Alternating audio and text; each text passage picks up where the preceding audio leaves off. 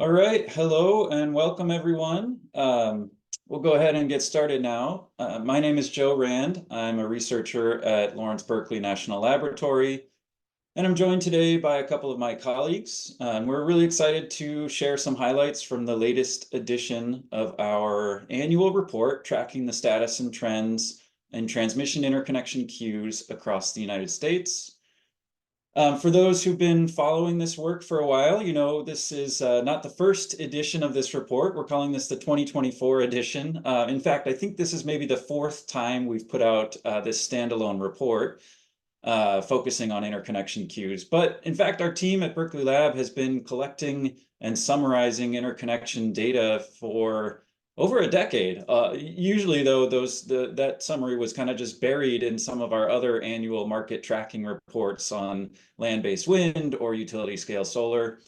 So we've just more recently been focusing on this entire report on interconnection queues.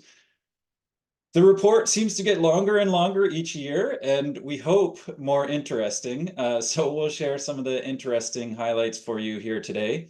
But before we dive in, let me just highlight a couple of quick kind of housekeeping details.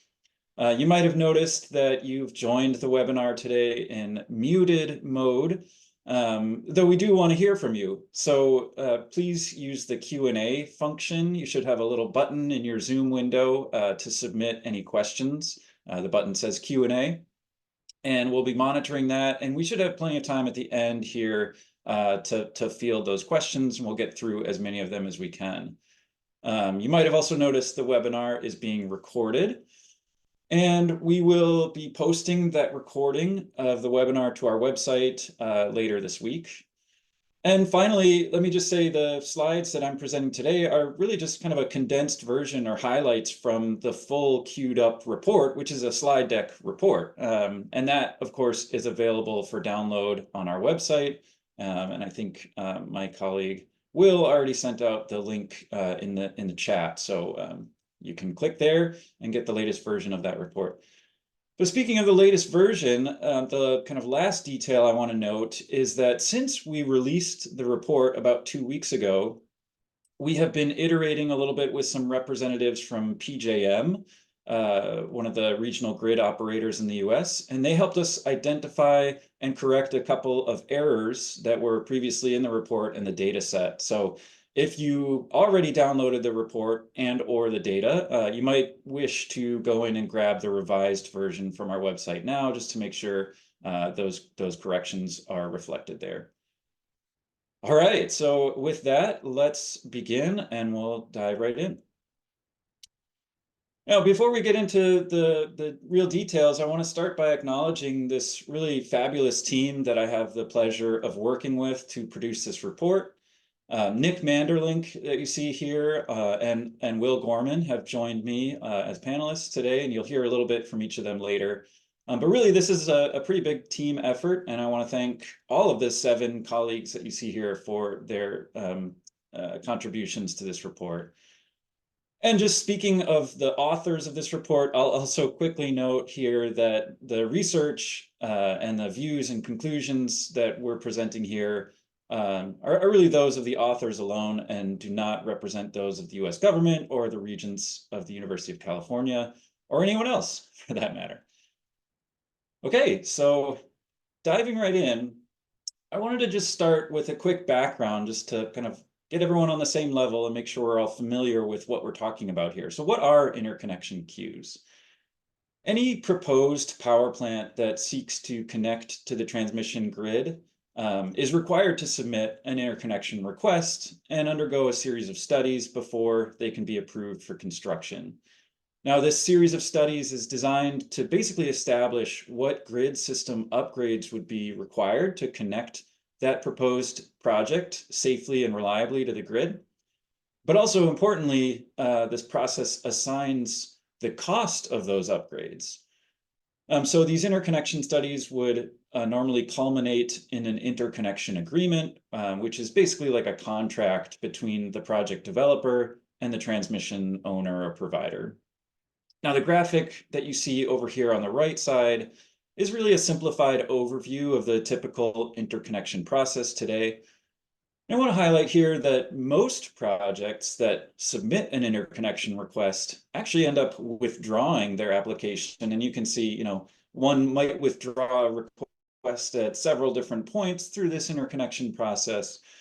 And we'll touch more on some of those details of withdrawal and completion rates later on today. But again, most do withdraw before executing an interconnection agreement or reaching commercial operations. Now, even though most of these projects that enter the queues will not actually be built, many will. Of course, the process is a necessary prerequisite for grid connection. And therefore, the data that we see in these queues is a really useful and interesting indicator for near-term trends in the electric sector. So now that we know what the queues are, we'll talk a little bit about our process of collecting, cleaning, and analyzing the data. Each year, our analyst team here at Berkeley Lab goes out and downloads all the latest interconnection queues from basically as many grid operators as we can manage to do.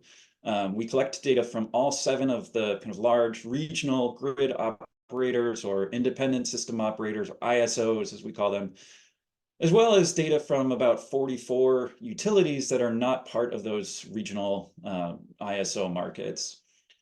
So collectively, those 50 or so entities represent about 95% of the current installed electric capacity in the United States.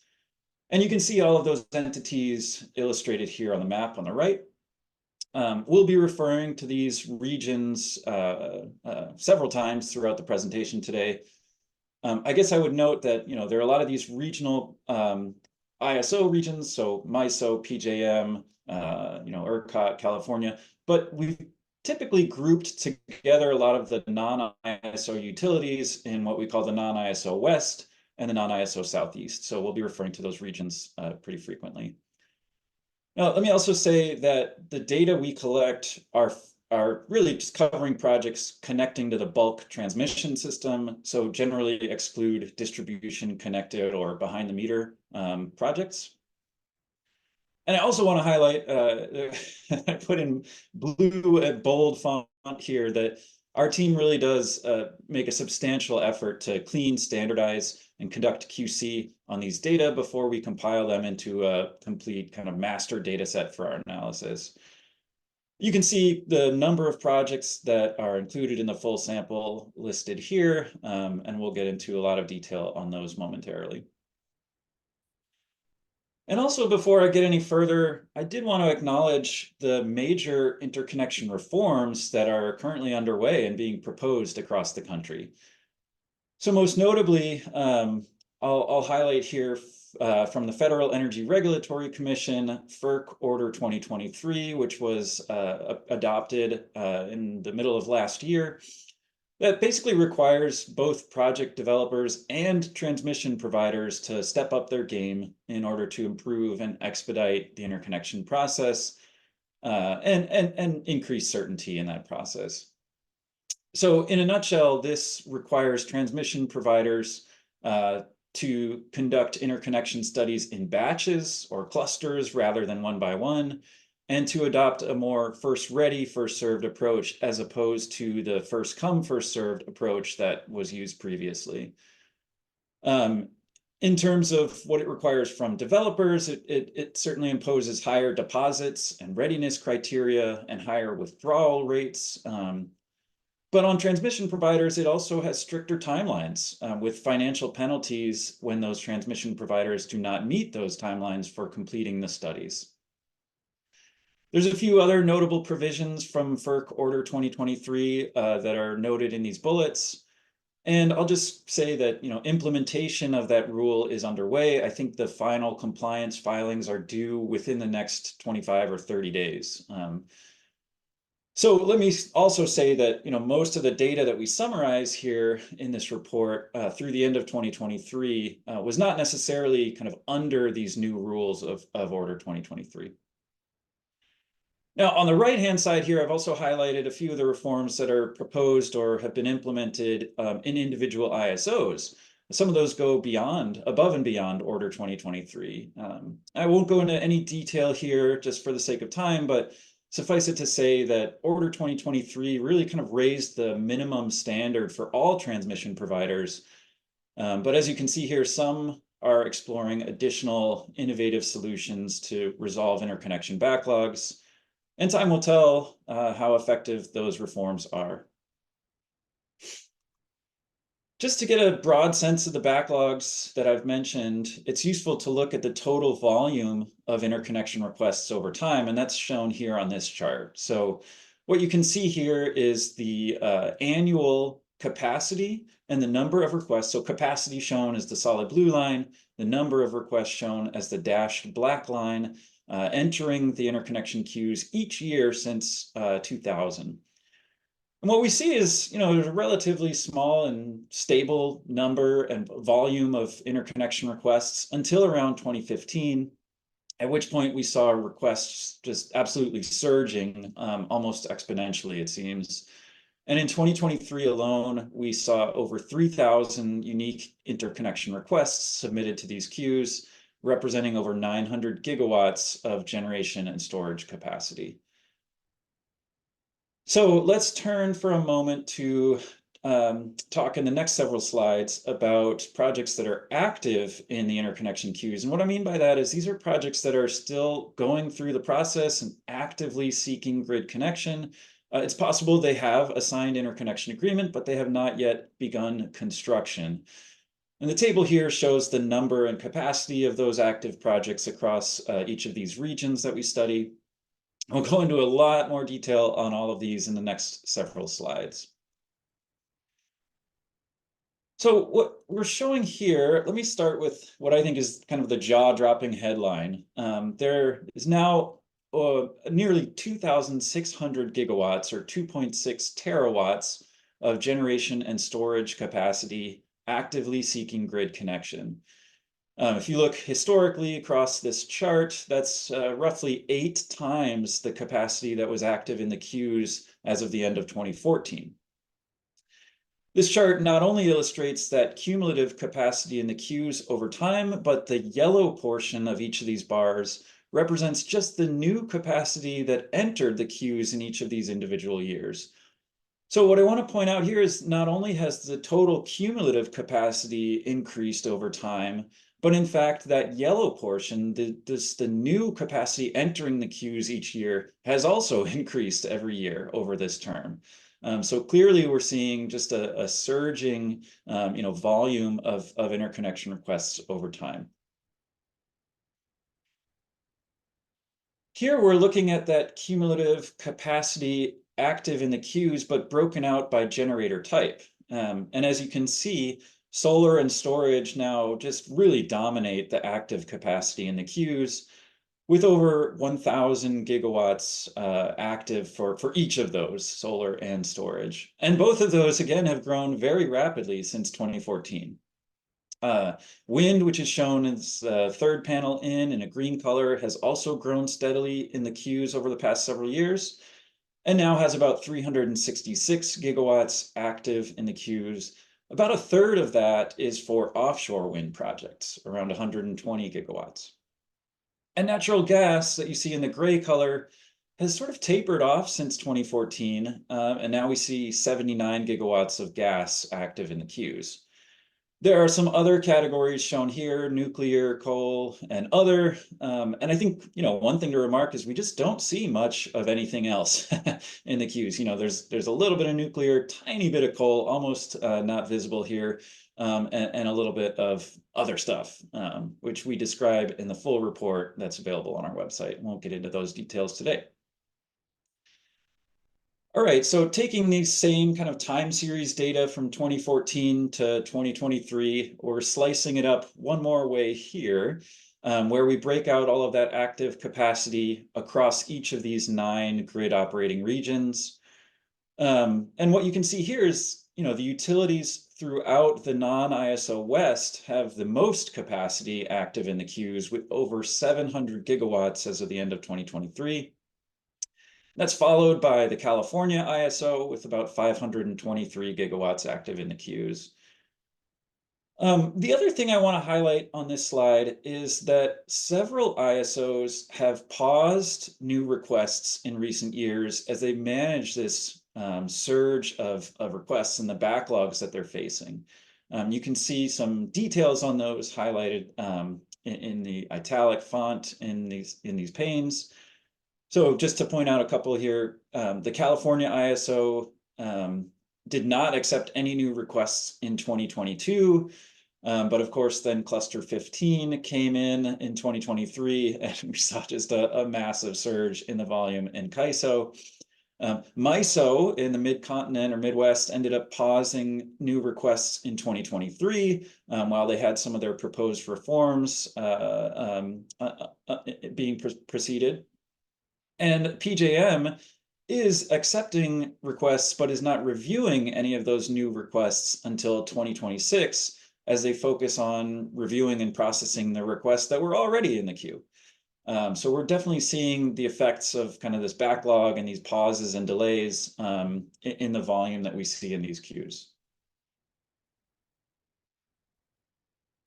Now, we can also break this out by looking at the exact date of the interconnection request. We were able to parse out requests that were submitted before and after the passage of the Inflation Reduction Act. The IRA included a number of tax credits and other provisions that were aimed, really to boost clean energy development. And some of those provisions are listed on the right hand here. I won't go into those in great detail, but I mostly just wanted to highlight that we have seen over roughly 1,200 gigawatts of new interconnection requests since the passage of the Inflation Reduction Act. And about 97% of those new requests were for solar, storage, and wind power. Now, of course, we can't really conclusively attribute all of those new requests to the Inflation Reduction Act, but the queues are certainly an early indicator that this supercharging of clean energy and storage development has occurred after the passage of the IRA. We also compared the active capacity in the queues to the current installed power plant fleet, and you can see that illustrated on the figure on the left of this chart.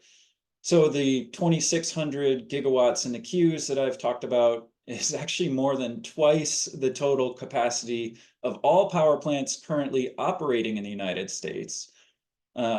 You might also notice on this chart on the left that the types of generation and storage that we see active in the queues today look really different from what's currently installed. So just to illustrate that, in the installed capacity, we see a whole lot of gas capacity, nuclear, coal, hydro, whereas in the queues, we see, again, just 95% solar, storage, and wind. So to me, looking at this chart, it's a clear visual representation that we're truly on the precipice of a major energy transition in this country. Now, in the chart on the right, we compare the total active capacity in the queues to the peak load and installed capacity in several of these grid regions. And what you can see is the active queue capacity, shown as the blue bars, pretty much vastly exceeds the installed capacity across the board. But a lot of the capacity in the queues is solar and wind, and of course those resources may not contribute 100% of their nameplate capacity during a peak load event. So what we did here is basically a rough back of the envelope calculation to estimate the approximate peak load contribution of all of that active capacity in the queues. And those are shown as the red horizontal lines. What I want to point out is that even these sort of discounted red lines showing, this approximate peak load contribution of the queue capacity, those red lines exceed peak load in all regions, and they actually exceed the installed capacity in several regions as well. We've also observed that the proposed projects in the queues are getting larger over time. So just as a couple examples here, the average solar project has increased about 250% since 2015. Wind projects have grown in capacity by about 66%, and proposed standalone battery plants have grown a whopping 330% over this time period.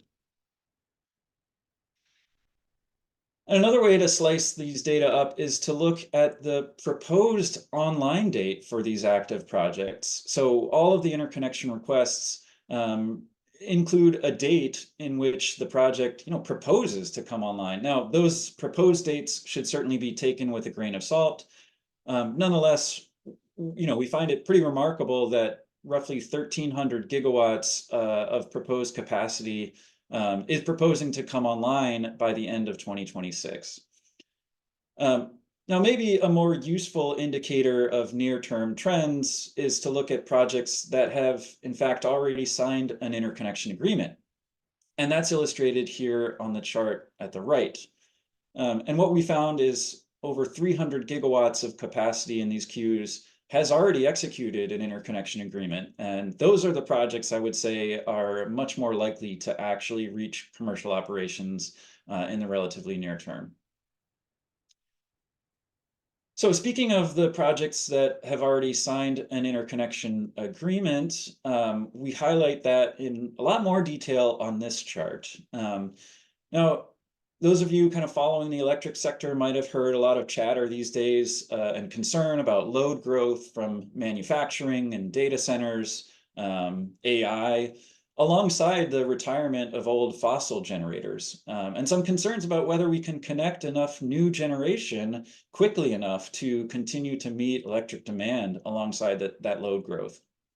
So in this chart, we're only including the capacity in the queues that has signed or executed interconnection agreements. That's shown again as the solid blue bars. And we compare that capacity to the anticipated growth in peak load, plus the expected power plant retirements in each of those 6 regions. And that's shown as the black horizontal bars. In most regions, there should be more than enough capacity queued up to meet this load growth, as long as those projects can indeed get built and connected to the grid. And as a final note, just for this section on active projects in the queues, I did want to point out that there's quite a bit of popularity for hybrid projects active in these queues. Now, hybrid power plants are those that co-locate 2 or more generator types, or actually more commonly, a generator plus storage at the same point of interconnection. And as you can see from the chart on the left, more than half of all active solar capacity in the queues is in a hybrid configuration. The vast majority of those are solar plus battery plants. And similarly, more than half of the storage that we see in the queues is paired with a generator. So interest in these hybrid plants has increased over time, and that's shown on the right in this chart.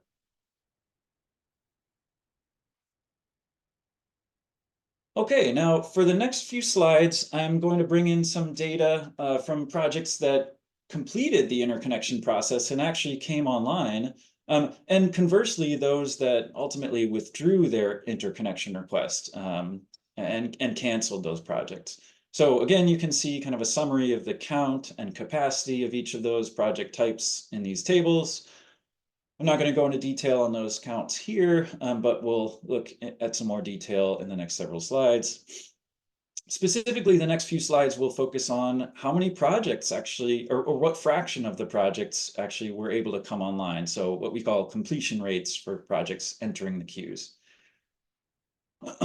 So what I'll focus on here is the projects that submitted interconnection requests from 2000 to 2018. We have found just 20% of those had been built by the end of 2023. And in fact, just 14% when we look at it by capacity. So that's illustrated on this bar chart on the left. Sorry, the formatting on that got a little wonky. But the point to really highlight is that more than 70% of these projects and almost 80% of the capacity of these projects typically ends up withdrawing from the queues and not built. You can see on the chart on the right that these completion rates have sort of varied over time. And we might see some evidence that completion rates are, on the decline in more recent years. But I should say, it's really hard to say what will happen with a lot of these projects that are in this light blue color that are still active in the queues. Some of those could still convert over and be constructed. Nonetheless, the key takeaway is just that, a relatively small fraction of those projects entering the queues are actually built. Now, of course, the historical completion rates that I've talked about here vary considerably by generator type, and that's illustrated on these bar charts. So, for example, we've seen historically just 11% of battery projects and 13% of solar projects actually coming online, compared to maybe 20% of wind projects and 31% of gas projects. So all those are from this chart on the left, whereas on the right, where we look at the completion rates by capacity, as you can see, capacity-weighted completion rates are, lower across the board. Now, the completion rates that I've been talking about also vary by region. So we tried to illustrate that in this map, where we're again looking at the share of projects submitted from 2000 through 2018 that had come online by the end of 2023. And the completion rates tend to be lowest in the California ISO and the non-ISO Southeast, whereas we've seen higher completion rates in Texas and New England. But again, across the board, relatively low completion rates. And I will note that, these regional averages, of course, they vary year over year. This is kind of just a summary across the board, but we've seen some changes over time. And again, those are summarized in the full slide deck report. Okay, moving on from completion rates, for this last kind of big section of the presentation, I wanted to share some trends in the timelines or the duration that it takes for various steps of this interconnection process.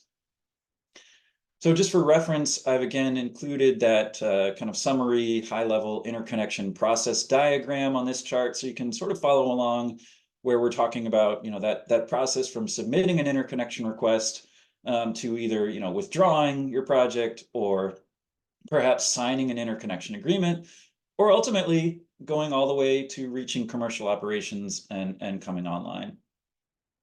So we'll look at a few of these different durations for different pieces of this full picture one by one in the next several slides. Starting here, I wanted to share a little bit about the duration from submitting an interconnection request to actually withdrawing those requests. So how long does it take, from when a developer submits that request to when they decide to cancel and bail out?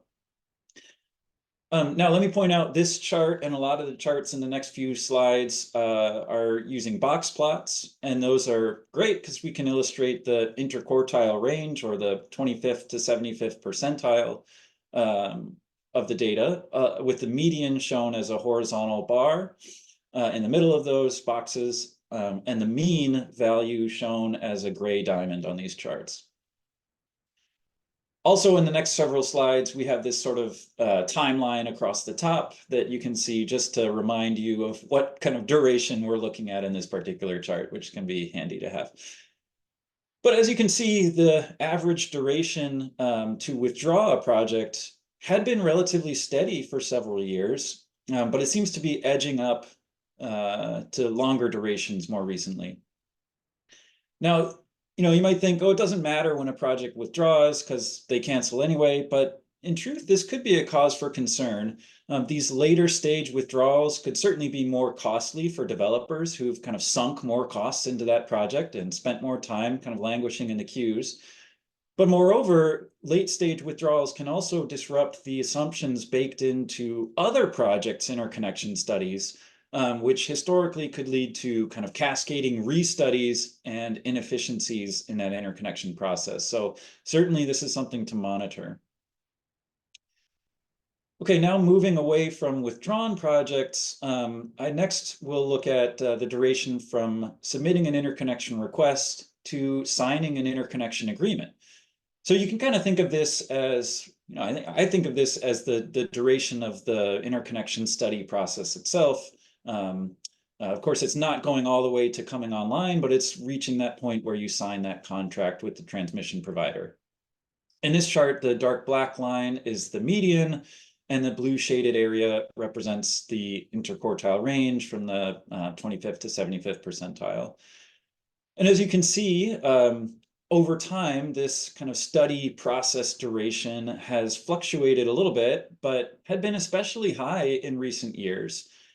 Now, you can also see moving from 2022 to 2023, we did see a slight dip in that median duration for agreements that were executed in 2023. That could be good news. Of course, we would love to see this duration reduce. But I will just point out a caveat here that we suspect that reduction in 2023 might be largely due to our sample in 2023 being really dominated by requests from Texas, or the ERCOT grid operator, and also the non-ISO West region. And as I'll show on the next slide, both of those regions tend to process their applications more quickly than other regions. So let's get right into that. As I just alluded to these regional differences in the queue processing times, that's shown in a lot of detail on this slide. On the left chart, we have a lot of colorful lines of spaghetti, and each of those represent the median duration for one of the grid operating regions. Personally, I find it a little bit simpler to focus on the box plots that are shown on the right. And those summarize the data for agreements executed since 2018. Though I should note that in this case, we were unable to retrieve dates of interconnection agreements executed in 2023 for PJM and SPP. So those two regions have a little bit incomplete data, at least they're lacking 2023 dates. But in general, we see that these kind of what I would call the FERC jurisdictional ISOs tend to have longer durations across the board. That's kind of the first 5 or 6 shown here. Whereas the non-ISO regions, the West and the Southeast, and in particular ERCOT in Texas, which is not FERC jurisdictional, tend to process their requests more quickly. Of course, there are also differences in this duration from interconnection request to interconnection agreement across generator types. And I think this can be pretty interesting to look at. Historically, we've seen, for example, wind projects seeming to take quite a bit longer than other generator types, whereas recent battery and natural gas projects have been processed much more quickly. And then finally, I wanted to point out that we also examined this period from interconnection request to interconnection agreement based on the type of interconnection service that these generators are requesting. So in the FERC jurisdictional regions, generators can elect between what's called energy-only interconnection service, or ERIS, E-R-I-S, or conversely, network interconnection service, which we call NRIS, NRIS, or sometimes called capacity service. Now, opting for that network or NRIS service enables generators to participate in resource adequacy programs in these markets, and therefore they could receive capacity payments. So there's a benefit to doing so. But the flip side of that is that these NRIS service requests typically require more stringent interconnection study criteria and also more interconnection upgrades, so they can be costlier to these developers. Now, we did look just at the volume of ERIS and NRIS requests and saw that the vast majority of requests are for that network or NRIS service. So generators do want to take advantage of those capacity markets. But what we also saw, and what's illustrated here in this chart on the right, the box plot on the right here, is that there's not really a significant difference in the duration of this study period from request to agreement between ERIS and NRIS requests. Now, I will say that kind of goes in contrast to what we had hypothesized. I think, we thought that since The NRIS programs might require more stringent study criteria, that ERIS requests might be able to move through the process more quickly, but we did not find that to be the case. On the other hand, as you can also see in this kind of red color, the requests in ERCOT do move through the process substantially more quickly.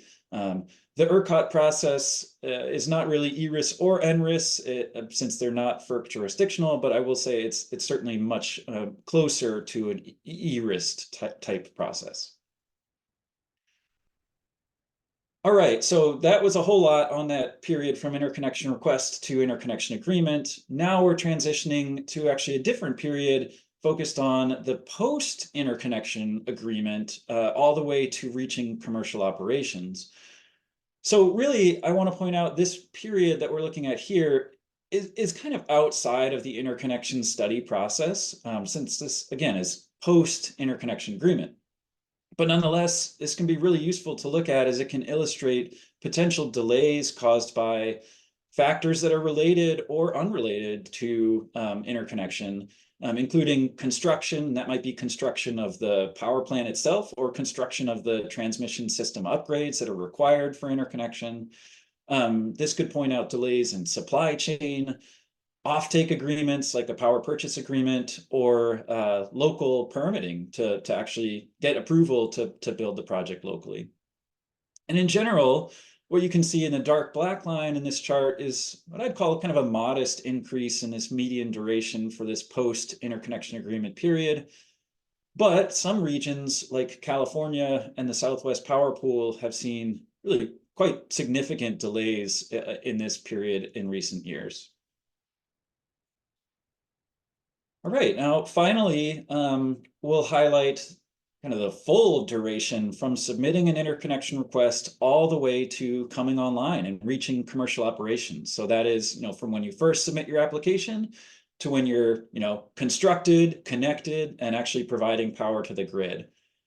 And as you can see here, this timeline has increased pretty substantially since the mid-2000s. And in fact, the typical or median project that came online in 2023 took nearly 5 years to do so. And that compares to actually less than 2 years for projects that were built in the mid-2000s and around 3 years for projects built in 2015. So definitely a concerning trend here. Now, we also broke that out.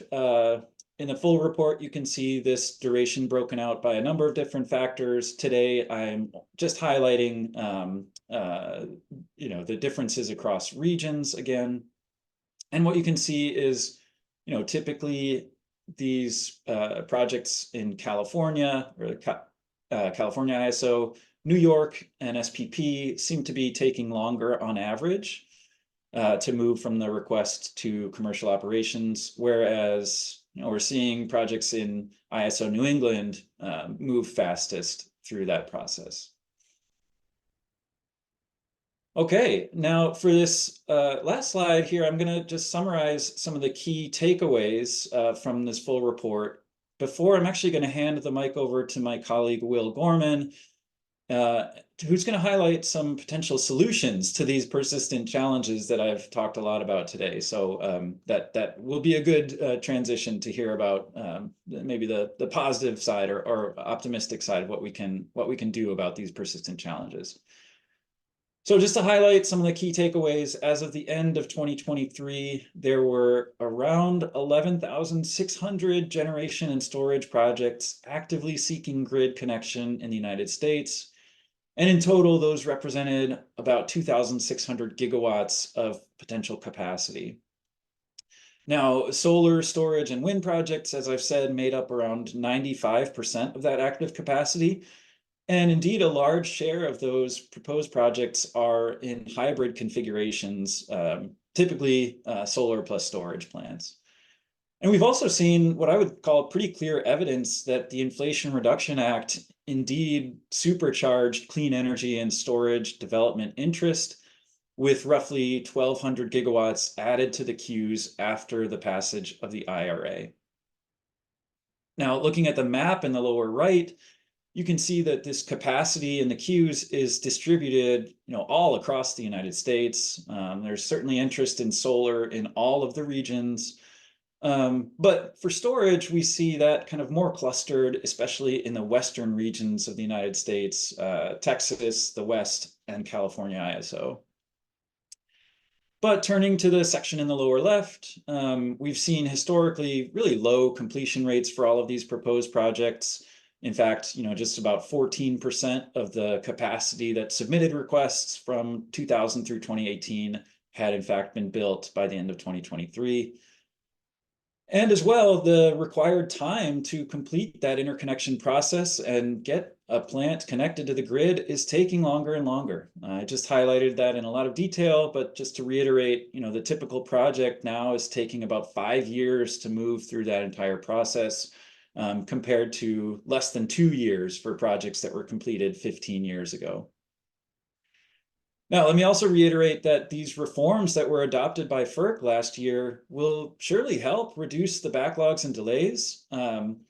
There's a lot in Order 2023, and that implementation is actively underway now. But at the same time, I think it's increasingly clear that additional solutions are needed to really resolve these issues. And for that, the Department of Energy's Interconnection Innovation Exchange Program, or I2X, has been working very actively in stakeholder engagement and very recently releasing a final transmission interconnection roadmap, highlighting a whole lot of solutions that go kind of above and beyond Order 2023. So I'm going to turn the mic over to Will Gorman to highlight some of those solutions and talk about that roadmap. Great. Thanks, Joe, and thanks everyone for joining us here today. I will first say that I'm certainly not going to have enough time to talk about all of the ideas that our team has been thinking about. This webinar was certainly focused on Queued Up, and you just heard Joe present a lot of really rich information describing the trends that we are seeing in our interconnection queues across the country. And so I will say, as a slight advertisement for myself and our team, that we will actually have a longer webinar exclusively on this roadmap on May 8th. So certainly look for that and tune in. But we did feel, after seeing all of this information about the backlogs and the duration, that it would be nice to end our session here before we turn to Q&A and discussion, to at least give some shining light about movement towards reform, and hope to clear these backlogs and get more of these projects connected. And so, as Joe mentioned, via the I2X program, so in collaboration with a lot of our Department of Energy colleagues, we identified 35 solutions that all fit within these key goal areas that you see on the slide, which we really think are the key motivations for why we may want to reform and improve the process. And so the first one is on to increase data access and transparency. In this section, we really talk about a number of solutions to not only enhance equitable outcomes and really fairness of the process, and we think that it will do that by enabling a lot of the work that actually you've seen Joe present on today. We really need to benchmark, track, and audit these processes to see how things are changing, for the better or for the worse. But in addition, a lot of these solutions, which talk about specific data components that we think both researchers, but also interconnection customers and transmission providers could benefit from increased transparency, and how that might increase siting, screening, and ultimately some automation of the interconnection processes. And the second goal that we talk about, we have a bunch of solutions that are more focused on improving the interconnection process, getting these projects through these queues in a quicker fashion. And I would say in this section, so we have a lot of different ideas. We talk about fast tracking. For instance, we talk a lot about some of the reforms that Order 2023 is actually implementing, and ways to enhance some of those. But really throughout the section, a lot of our solutions are grappling with something that I think a lot of transmission providers are grappling with today, which is how do you balance this trade-off in just the sheer quantity of projects, which, as Joe showed a little bit earlier, oftentimes vastly exceeds the load or the current installed capacity. How do you balance that quantity, which might not all need to come on, but transmission providers have to process, with the idea that we're trying to maintain competition and open access? That's one of the pillars of our electricity system in the country. And so we have, for instance, a solution that talks about how we might be able to bring some economic concepts and market-based rationing systems to the interconnection process. The third goal on promotion of economic efficiency, this is really where we get into some of the thorny issues of cost allocation. Who should be paying for interconnection upgrades? And how might that alignment of who pays enhance the efficiency of the process? But it's not just about who pays, it's about overall minimizing system costs. And so we talk a lot about the interrelationship between interconnection and transmission planning. Transmission planning being, especially proactive transmission planning being, perhaps one of the most critical solutions that lots of folks around the country are working on. But we see that as a key building block to any future interconnection or efficient interconnection system. And then the final goal kind of turns a little bit away from thinking about costs and process and timelines and thinking more about the engineering and technical side of interconnection, which we haven't talked about much. I mean, to be honest, LB and L, we're more market analysts, economic analysts. But the interconnection process is certainly not just about those issues. It's really about maintaining the reliability, resiliency, and security of our grid. So we have a lot of solutions that think about the series of disturbance events that have been happening over the last few years and what kind of solutions we need to really provide that foundation given the high penetration rate of inverter-based resources that we see connecting. So we talk here a lot about interconnection standards, thinking about IEEE 2800, for those who are familiar with those ideas, grid forming inverters, talk about the models and the tools that are being used to run these studies. And so one thing to note, that's the last word I will leave, is that we really saw this roadmap to try to be very holistic about lots of different pieces of the interconnection process, not just the ones that maybe some of us might particularly care about, which is timelines, but really about some of the key reasons for why this process exists and making sure that in the inverter-based resource future that process can be maintained reliably. But again, May 8th, there'll be a longer webinar. This is also available. I think Nick dropped a link online, but let's turn to Q&A. Yeah, so I think our co-author, Nick Manderlink, is going to help us moderate the Q&A here, but I do just want to shout out and encourage folks to add any more questions to the Q&A if you have them. I see there's a lot of great questions in there already, but Nick, I'll let you lead this part.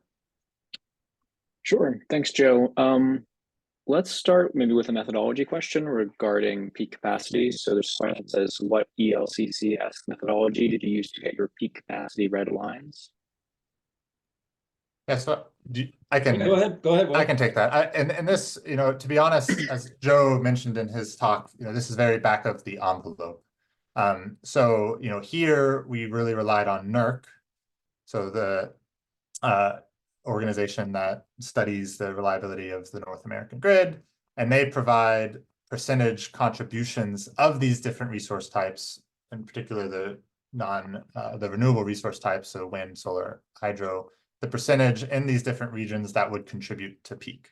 And so, there's a lot of caveats with that. That does not consider, for instance, there was a question about projects that withdraw from the queue that Joe talked about. We're considering all projects. We're assuming that all projects will ultimately get connected. So that's one caveat.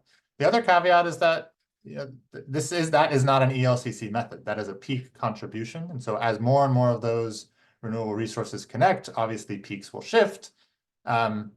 And so these results are not really robust to the future energy system. It was really just intended to do something quick and dirty, because in reality, it's very hard to forecast 10 years and think about what portion of these queues will come online and therefore what portion they're going to contribute to some type of ELCC-based capacity accreditation system. So good question, and that's what we do. Yeah, and just to clarify, because I don't think we define ELCC, at least not verbally. So that's effective load carrying capacity. Just wanted to say that because we use a lot of acronyms in our work. All right, let's go to the next question. Related to the ERIS and NRIS addition to this year's report, have you guys done any work on the ERIS NRIS options for non-ERCOT markets and the participant cites Tyler Norris's Connect and Manage report? They're wondering how developers might weigh benefits of ERIS against foregoing capacity values. Yeah, this is a great question. I'll chime in, and Will might have some thoughts as well. I mean, I will say, you know, shout out to Tyler Norris, who's mentioned here. I think his recent report on Connect and Manage was certainly an inspiration for us to dig into the ERIS and NRIS requests in a little more detail in this year's iteration of the queued up report. So we did just, again, in the report, try to show kind of the volume of those, you know, two different service requests. Just looking at, you know, what fraction of requests, you know, elect one or the other. And as I said, I think it's 74% of all requests are selecting NRIS, and then if you kind of exclude ERCOT, it's something like 87% of all capacity is requesting NRIS service. So we looked at that, and then as I showed, we also looked at the duration for the interconnection study process. And you know, I will say, I think it's a provocative and interesting finding that we didn't see a significant difference in that duration across those two service types. I think some people might take away from that perhaps these kind of ERIS studies aren't being kind of conducted appropriately to more align with more of like a connect and manage approach, like some people might want ERIS to be.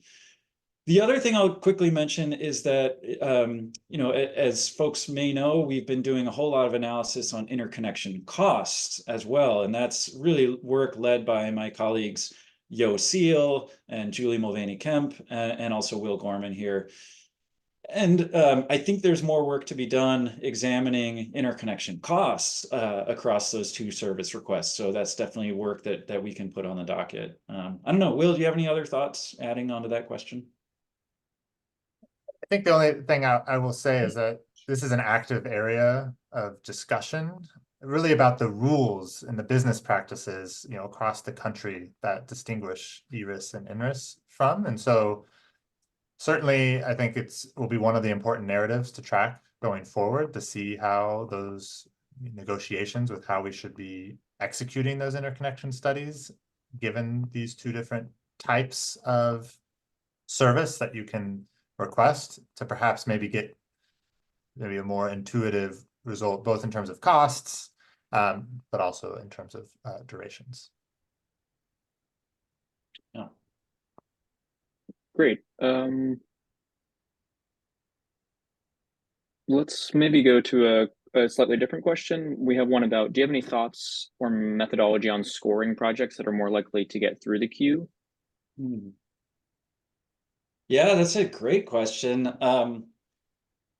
Yeah, I mean, of course, we've done all this analysis showing the kind of low completion rates and the high withdrawal rates. So it certainly begs the question of, you know, what is influencing, you know, what's influencing or you know, driving withdrawals. And again, I'll shout out all of our work on interconnection costs, which I think is a key driver of withdrawals.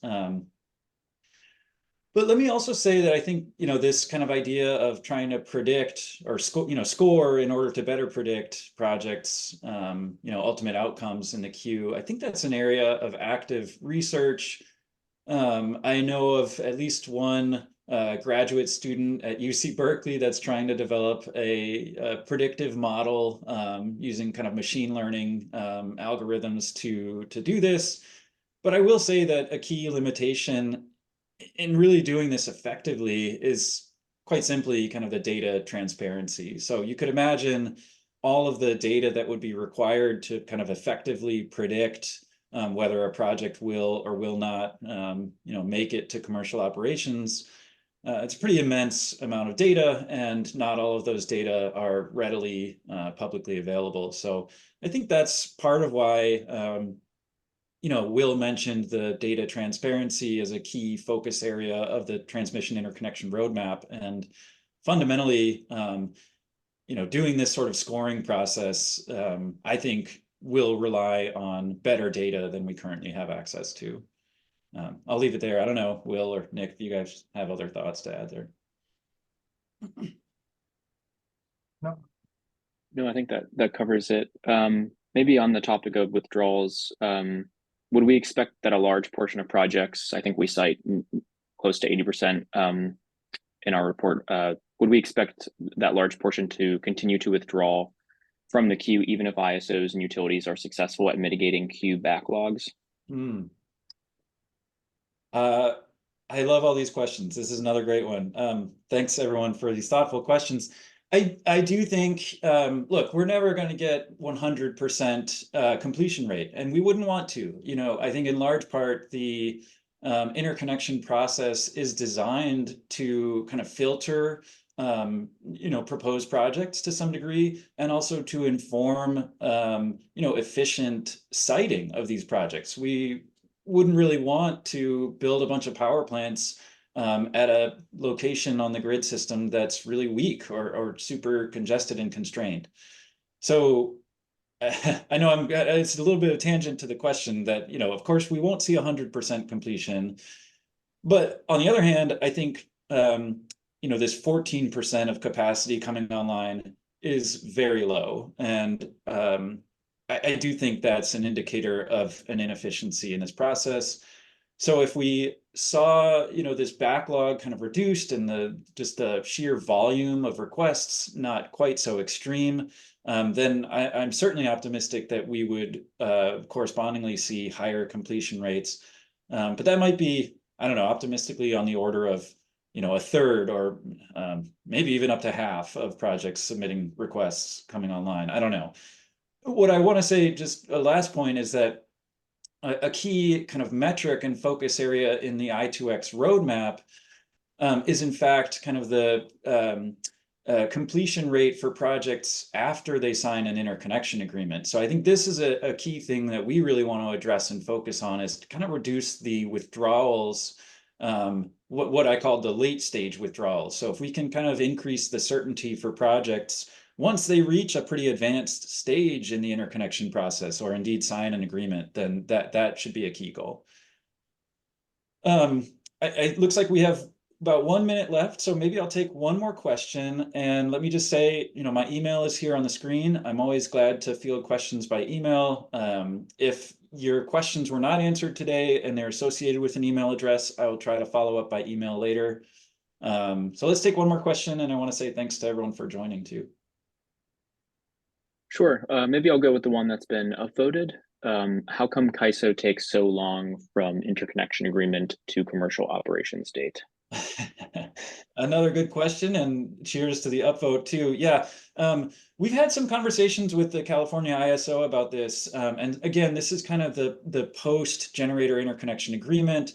And what CAISO has told us is that there were some major delays in procurement, or kind of the offtake agreements for projects basically securing procurement or a power purchase agreement after they had signed an interconnection agreement. So really what they told us is that projects are working their way through the interconnection process, signing that agreement, and then they're kind of sitting around and languishing there, waiting for that offtake agreement to actually sell their power. So let's stop there. We're right at the top of the hour. Thanks again to everyone for joining and for your interest. Thanks to Nick and Will for joining me today. And stay in touch if you have any more questions. Cheers. Thanks.